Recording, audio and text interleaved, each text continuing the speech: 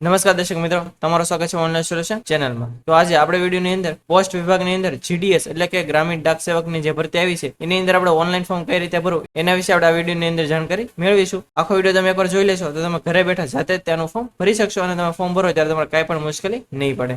હજુ આપણે ફોર્મ ભરવી એ પહેલા આજે જીડીએસ એટલે કે ગ્રામીણ ડાક સેવકની જે ભરતી આવી છે એના ફોર્મ ક્યારે ભરવાના શરૂ થશે અને કઈ તારીખ સુધી ફોર્મ ભરવાના શરૂ રહેશે. તો જો લખેલું છે કે 15/7/2024 એટલે કે 15 જુલાઈથી આના ફોર્મ ભરવાના શરૂ થઈ ગયા છે અને 5/8 એટલે કે 5 ઓગસ્ટ સુધી આના ફોર્મ ભરવાનું શરૂ રહેશે. તો આ તારીખની વચ્ચે આપણે ઓનલાઈન ફોર્મ ભરી દેવાનું. અને આ જે ભરતી આવી છે 10 પાસ ઉપર હોય છે એટલે કે જે પણ વિદ્યાર્થીએ 10 પાસ કરેલું છે અને 18 વર્ષ જેની થતી હશે બધાની અંદર ફોર્મ ભરી શકશે. આ ઉપરાંત આ જે ભરતી આવી છે એની વધારે માહિતી તમારે જોતી હોય તો નોટિફિકેશન ની અંદર આ ડિસ્ક્રિપ્ટિવ નોટિફિકેશન આની ઉપર ક્લિક કરશો એટલે આ રીતે એક નોટિફિકેશન આવી જશે અને આની અંદર આ ભરતીને લગતી તમામ માહિતી આપેલી છે. તો આપણે આ જીડીએસ ની અંદર ઓનલાઈન ફોર્મ કઈ રીતે ભરવું એના વિશે આપણે સ્ટેપ બાય સ્ટેપ માહિતી મેળવી લઈએ. તો સૌપ્રથમ તમારા ગૂગલમાં ઇન્ડિયન પોસ્ટ જીડીએસ ટાઈપ કરીને એન્ટર કરી દેવાનું એટલે પહેલી તે વેબસાઇટ આવી જશે ઇન્ડિયન પોસ્ટ જીડીએસ online.gov અથવા તમે ગૂગલમાં ખાલી જીડીએસ લખશો તો પણ આ વેબસાઇટ આવી જશે. જે પહેલી વેબસાઇટ છે એની ઉપર આપણે ક્લિક કરી દેવાની એટલે આ રીતનું પેજ ઓપન થઈ જશે અને આ વેબસાઇટની લિંક નીચે વિડીયોના ડિસ્ક્રિપ્શનમાં આપણે મેં આપેલી છે એની ઉપર ક્લિક કરશો એટલે સીધું આ પેજ ઓપન થઈ જશે. હવે આપણે જીડીએસ ની અંદર ફોર્મ ભરવા માટે આ પહેલો ઓપ્શન આપેલો છે સ્ટેજ 1 રજીસ્ટ્રેશન. તમે આની ઉપર ક્લિક કરશો એટલે પહેલો ઓપ્શન આવી જશે રજીસ્ટ્રેશન નો. તો આપણે આની ઉપર ક્લિક કરી દેવાની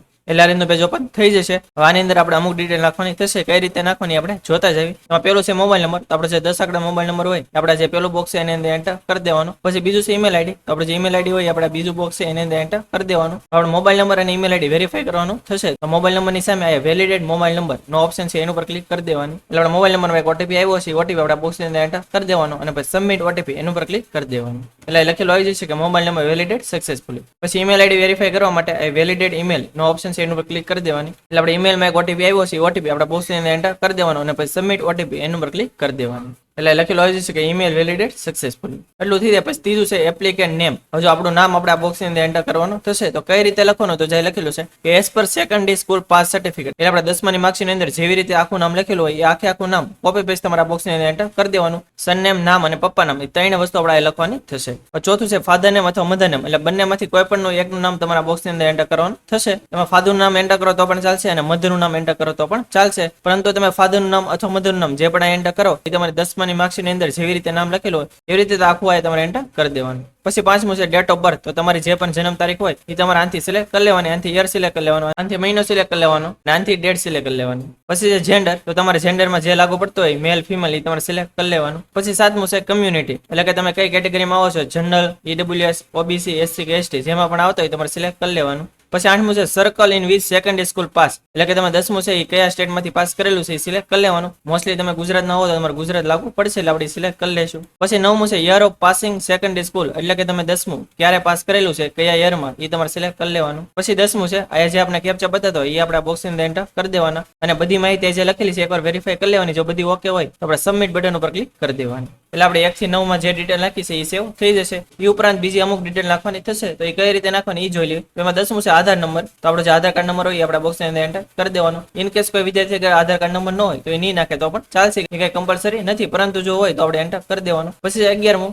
R you person with disability એટલે કે તમે શું પીએચ એટલે કે હેન્ડીકેપ પર્સન છો, જો હો તો તમારે યસ ઉપર ટિક કરી દેવાની. તો કઈ પ્રકારની ડિસેબિલિટી છે એ તમારે સિલેક્ટ કરી લેવાની. કેટેગરી ABCD તમે કેમ આવો છો, દાખલા તરીકે તમે કેટેગરી એમાં આવતા હો ને આ સિલેક્ટ કરશો તો કઈ સબ કેટેગરી છે એ લખેલી ઓટોમેટિક આવી જશે. તમારે જે પણ લાગુ પડતી હોય તમારે સિલેક્ટ કરી લેવાની. એવી રીતે તમે બી સિલેક્ટ કરશો તેમાં જે પણ કેટેગરી આવતી છે એ લખેલી આવી જશે. તમારે જે પણ લાગુ પડતી તમારે સિલેક્ટ કરી લેવાની. પરંતુ તમે પીએચ કેન્ડિડેટ ન હો તો તમારે નો પર ટિક કરી દેવાની. તો તમારે કઈ બીજી માહિતી નાખવાની નહીં થાય. પછી 12મું છે કે language studied in secondary school એટલે કે તમે 10માની અંદર કઈ કઈ ભાષા ભણેલા છો એ સિલેક્ટ કરવાની થશે. જો આપણે ગુજરાતની અંદર હોય તો આપણે ગુજરાતી આવતું હોય તો આપણે ગુજરાતી સિલેક્ટ કરી લેશું. પછી આપણે 10મામાં ઇંગ્લિશ પણ સબ્જેક્ટ હોય છે તો આપણે ઇંગ્લિશ પણ સિલેક્ટ કરી લેશું. અને ઇન કેસ કોઈ વિદ્યાર્થીને હિન્દી હોય અથવા હિન્દી એને પાસ કરેલું હોય તો હિન્દી પણ સિલેક્ટ કરી શકે છે. અને જો હિન્દી કઈ પાસ કરેલું ન હોય તો એ કઈ સિલેક્ટ કરવાની જરૂર નથી. મોસ્ટલી બધા વિદ્યાર્થીને ઇંગ્લિશ અને ગુજરાતી આવશે. ઇન કેસ જો કોઈ વિદ્યાર્થીની બીજી કઈ ભાષા એ 10મામાં ભણેલા હોય તો અલગ અલગ ઓપ્શન આપેલા છે, તમે સિલેક્ટ કરી શકો છો. સિલેક્ટ થઈ જાય પછી તમારે ઓકે ઉપર ક્લિક કરી દેવાની એટલે એ લખેલું આવી જશે. પછી વેધર એમ્પ્લોય એટલે કે તમે શું જોબ કરી રહ્યા છો, જો કરી રહ્યા હોય તો તમારે યસ ઉપર ટિક કરી દેવાની. તો શું તમારે એનઓસી છે જો હોય તો તમારે યસ ઉપર ટિક કરી દેવાની. અને જો તમે કઈ જોબ કરી રહ્યા ન હોય તો તમારે નો ઉપર ટિક કરી દેવાની. તો તમારે કઈ એનઓસી લાગુ નહીં પડે.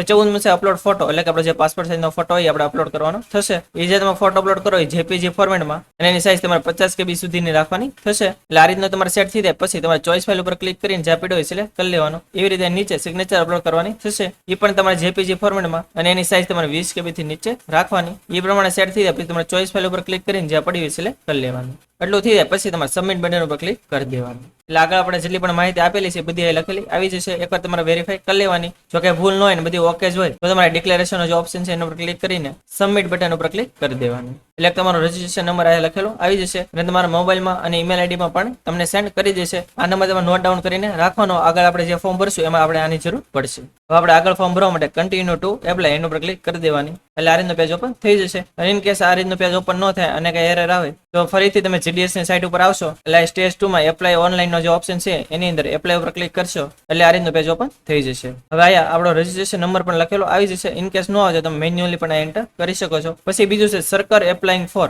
તો એની અંદર આપણે કયા સ્ટેટ ની અંદર એપ્લાય કરવાનું છે એ આપણે સિલેક્ટ કરી લેવાનું. આપણે જો ગુજરાતની અંદર એપ્લાય કરવાનું થતું હોય તો ગુજરાત સિલેક્ટ કરી લેશું. એટલું થઈ જાય પછી તમારે સબમિટ બટન ઉપર ક્લિક કરી દેવાનું. એટલે તમારા મોબાઈલ નંબર ઉપર એક OTP આવ્યો છે એ OTP તમારા બોક્સની અંદર એન્ટર કરી દેવાનો. પછી જે કેપ્ચા બતાવતો હોય એ એન્ટર કરીને નેક્સ્ટ ઉપર ક્લિક કરી દેવાનું. એટલે આ રીતનું પેજ ઓપન થઈ જશે. હવે આપણે આગળની માહિતી મેળવી એ પહેલા તમે જો આપણી ચેનલમાં નવો અને આપણી ચેનલ હજી સુધી સબસ્ક્રાઇબ ન કરી હોય તો ચેનલને સબસ્ક્રાઇબ કરવાનું ભૂલતા નહીં, જેથી આવી જ માહિતી તમને સમયસર મળી રહે. અને આપણે ટેલિગ્રામ અને વોટ્સએપમાં પણ ચેનલ છે એની અંદર જોડાવા માટે વિડીયોના ડિસ્ક્રિપ્શનમાં લિંક આપેલી છે એના ઉપર ક્લિક કરીને તમે એમાં જોડાઈ શકો.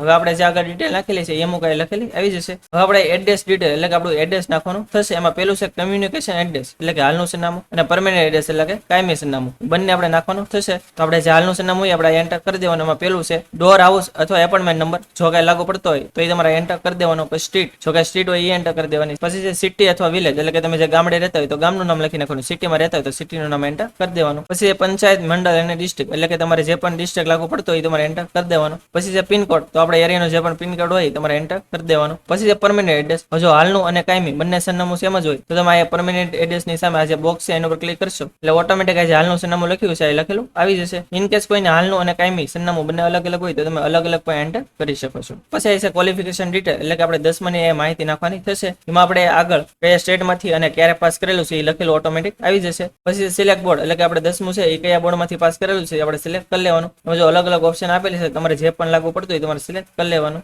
એમાં જો ગુજરાત બોર્ડમાં અલગ અલગ બે ઓપ્શન આપેલા છે કે 2011 થી 24 માં તમે પાસ કરેલું હોય ઓપ્શનલ સબ્જેક્ટ વિથ ગ્રેડ સાથે પાસ કરેલું છે કે ઓપ્શનલ સબ્જેક્ટ વિથ માર્ક સાથે એટલે કે આપણા માર્ક્સ ની અંદર 1 અથવા 2 જે ઓપ્શનલ સબ્જેક્ટ હોય એમાં તમને માર્ક આપેલા છે ગ્રેડ આપેલા છે તમને જે રીતે માર્ક કે ગ્રેડ આપેલા હોય એ તમારે સિલેક્ટ કરવાનું થશે. જો તમારે ઓપ્શનલ સબ્જેક્ટ છે એની અંદર ગ્રેડ એટલે કે A1 A2 કે એવી રીતે કઈ આપેલું હોય તો તમારે આ ગ્રેડ વાળો ઓપ્શન સિલેક્ટ કરવાનો. અને જો ઓપ્શનલ જે સબ્જેક્ટ છે એની અંદર તમારે 90 80 એવી રીતે કઈ માર્ક આપેલા હોય તો તમારે માર્ક વાળો ઓપ્શન સિલેક્ટ કરી લેવાનો. અને જે પણ વિદ્યાર્થી ફિઝિકલ હેન્ડીકેપ હશે એને અલગથી આ ઓપ્શન આપેલો છે એ તમારે સિલેક્ટ કરી લેવાનો. પછી સિલેક્ટ રિઝલ્ટ ટાઈપ તો આની ઉપર ક્લિક કરશો એટલે એક ઓપ્શન આવશે માર્ક વાળો તે આપણે સિલેક્ટ કરી લેવાનું. એટલે નીચે આ ઓપ્શન ખુલી જશે. એમાં પેલું છે સાયન્સ અથવા સાયન્સ એન્ડ ટેકનો અથવા માનવ જીવન વિજ્ઞાન એટલે કે આપણે જે વિજ્ઞાન સબ્જેક્ટ હોય એના માર્ક આપણે પેલા બોક્સ ની અંદર એન્ટર કરવાના થશે. તમારે 100 માંથી કેટલા આવ્યા છે તમારે એન્ટર કરી દેવાનો. પછી બીજું સોશિયલ સ્ટડી અથવા સોશિયલ સાયન્સ એટલે કે સામાજિક વિજ્ઞાન એ આપણે આ બોક્સ ની અંદર એન્ટર કરી દેવાના. પછી છે મેથેમેટિક્સ તો ગણિતમાં તમારે જેટલા માર્ક આવે એ આપણે ત્રીજા બોક્સમાં એન્ટર કરી દેવાના. પછી નીચે 3 ઓપ્શન આપેલા છે. હવે જો તમારે 3 કરતા જે પણ વધારે સબ્જેક્ટ હોય તમારે આનાથી સિલેક્ટ કરી શકો છો. કોઈ વિદ્યાર્થીને 5 હોય 6 હોય તો એ પ્રમાણે આ સિલેક્ટ કરી શકો છો. એમાં પેલું છે સિલેક્ટ સબ્જેક્ટમાં જો આ 3 ઉપરાંત મારે ગુજરાતી હોય તો હું સિલેક્ટ કરી લઈશ અને એના માર્ક એન્ટર કરી દઈશ. પછી જો મારે ઇંગ્લિશ હોય તો એ સિલેક્ટ કરી લઈશ અને એ માર્ક એન્ટર કરી દઈશ. એવી રીતે સંસ્કૃત હોય અથવા કોઈ એની અધર સબ્જેક્ટ હોય તો તમે સિલેક્ટ કરી શકો છો અને એના માર્ક તમારા બોક્સની અંદર એન્ટર કરી દેવાના. પરંતુ એના માર્ક કઈ મેરિટમાં ઇન્ક્લુડ નહીં થાય એવું આ લખેલું આવે છે.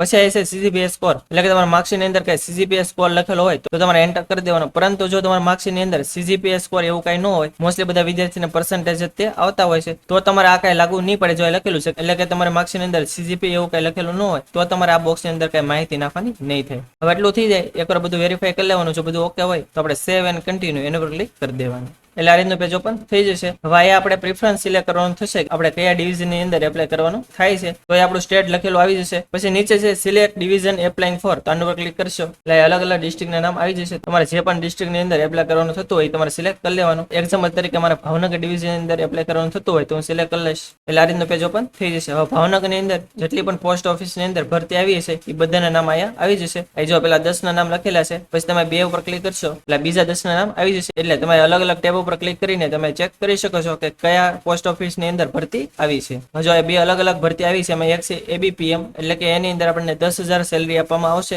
બીજી છે બીપીએમ તો એની અંદર આપણને 12,000 સેલેરી આપવામાં આવશે. એટલે આ જીડીએસ ની અંદર આ રીતની બે પોસ્ટ આવેલી છે.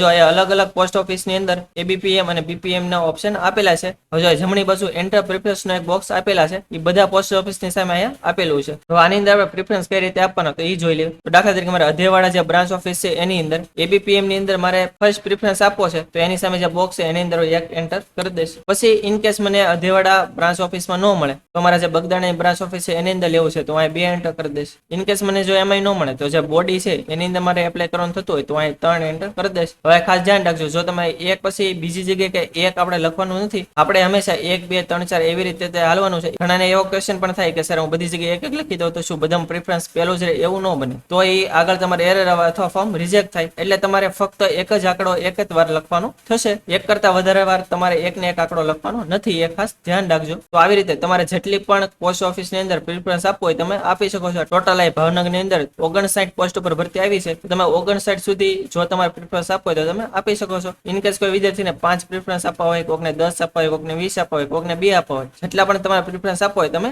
આપી શકો છો. પણ મેં તમને જે રીતે કીધું એવી રીતે તમારે પ્રેફરન્સ આપવાના થશે. હવે જો તમારે જેટલા પણ પ્રેફરન્સ આપવા હોય તમારે સેટ થઈ જાય પછી આ એક ડિક્લેરેશન નો નીચે ઓપ્શન આપેલો છે એના પર ક્લિક કરી દેવાની અને પછી સેવ એન્ડ પ્રોસીડ એના પર ક્લિક કરી દેવાનું. એટલે આપણો જે ડેટા છે સબમિટ સક્સેસફુલી થઈ જશે. એટલે પછી આપણે ઓકે પર ક્લિક કરી દેવાનું. એટલે આ રીતનું પેજ ઓપન થઈ જશે. જો ઇન કેસ કોઈ વિદ્યાર્થી હોય, ફિમેલ કેન્ડિડેટ હોય અથવા એસસી એસટી અથવા પીએચ કેન્ડિડેટ હોય તો એને કઈ 100 રૂપિયા ફી ભરવાની નહીં થતી હોય તો એને કઈ ફી પેમેન્ટ નો ઓપ્શન નહીં આવે. એને આ જે ફોર્મ ભર્યું છે એ ડાઉનલોડ નો ઓપ્શન આવી જશે. પરંતુ જો તમે જનરલ, ઈડબ્લ્યુએસ કે ઓબીસી માં આવતા હોય તો તમારે 100 રૂપિયા ફી ભરવાની થશે. તો તમારે ફી ભરવા માટે મેક પેમેન્ટ નો જે ઓપ્શન છે એના પર ક્લિક કરી દેવાની. એટલે આ રીતનું પેજ ઓપન થઈ જશે. હવે આ અલગ અલગ ઓપ્શન આપેલા છે. Net banking, credit, debit card, QR code, UPI અલગ અલગ ઓપ્શન આપેલા છે. તમારે જેનાથી પણ પેમેન્ટ કરવું હોય તમારે સિલેક્ટ કરી લેવાનું અને પછી તમારે મેક પેમેન્ટ એના પર ક્લિક કરી દેવાનું. એટલે તમારું પેમેન્ટ થઈ જશે અને તમે જે પેમેન્ટ કરશો એને રિસીપ્ટ પણ જનરેટ થશે. એ પણ તમારે ડાઉનલોડ કરીને સાચવી રાખવાનું અને તમારું પેમેન્ટ થઈ જશે. એટલે પ્રિન્ટ એપ્લિકેશન ઓપ્શન આવી જશે. એની અંદરથી તમે જે ફોર્મ ભર્યું છે ડાઉનલોડ કરી શકશો. અને ઇન કેસ જો ન આવે તો તમે ફરીથી જીડીએસ ની સાઇટ ઓપન કરશો તો એપ્લાય ઓનલાઈન નો જે ઓપ્શન છે